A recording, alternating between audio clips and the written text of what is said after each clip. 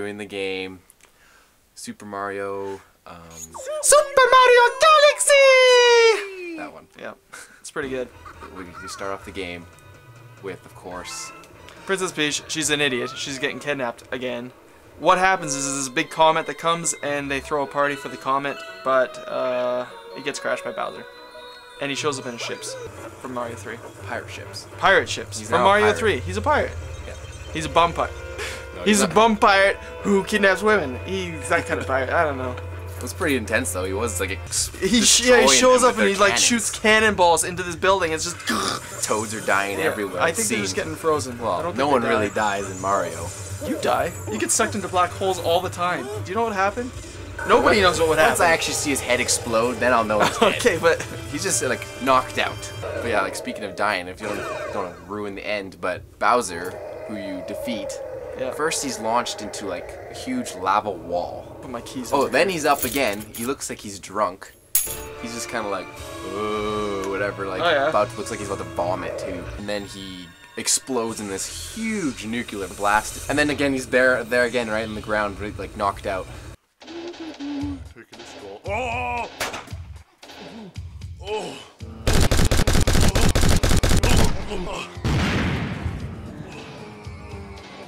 Good thing I'm indestructible.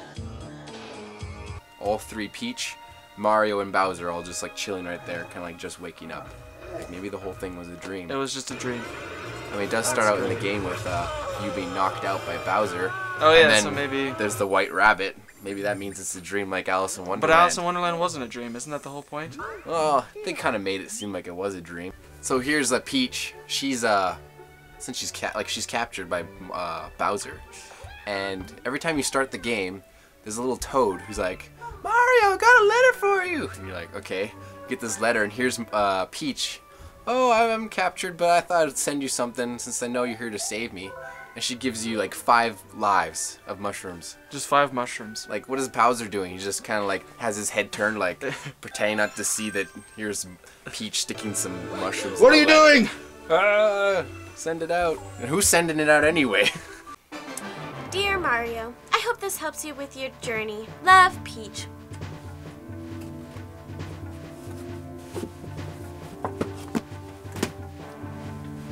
Hey, what did you give to the mailman?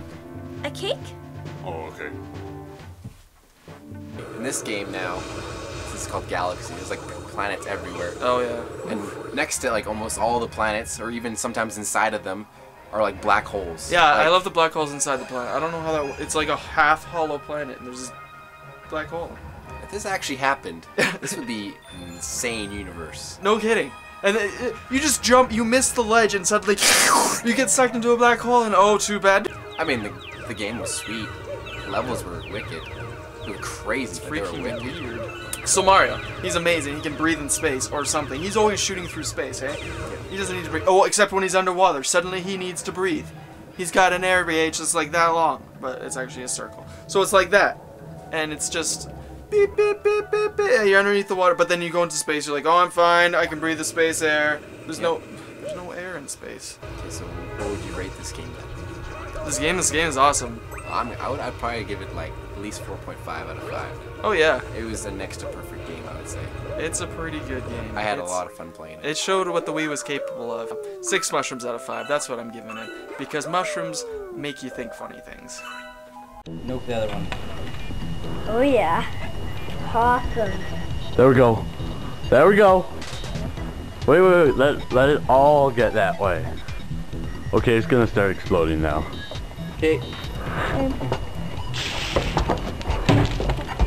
It didn't work again. Wait. Wait. It's rain everywhere. Everywhere. Knock the lid off. Whoa!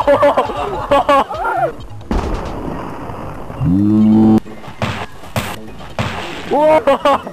Whoa! I don't even know if I got that recorded. Holy crap! Still some pop left. Take a drink of it, Jacob. This do? Try it, Drink Jacob. of it, Jacob. Take a drink. Growth, it'll be on. Oh, yummy. Let's go get more. That was. Okay, today we are reviewing The Princess Bride. It starts out with the boy who's sick. And his loving grandfather coming to give him a gift, which is a book. And he's so sad because he just finished playing video games. WTF, Grandpa, this is a book. At the very beginning, they totally got the trio of, like, you know, misfits. They got the giant. He's, you know, kind of a retard. Can't even, just not. He's not very smart. He's got a muffled voice. So it's like, he's like chewing on marbles, you know. He's not a complete retard. He's very poetic. He's very poetic. He loves to rhyme. Never mention that again. It's not like a real power.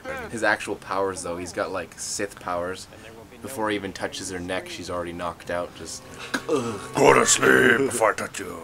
The giant is like totally just like, oh, I missed, because I'm not that kind of cruel giant. I wouldn't kill you with, you know, a boulder to the head. I love how he can like lift it so easily. And then when it comes to someone choking him, he can't pull away the arms. He's like, I cannot.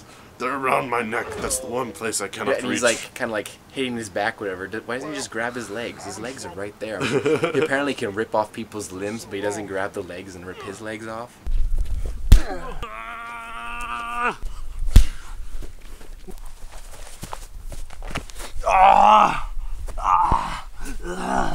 My weakness.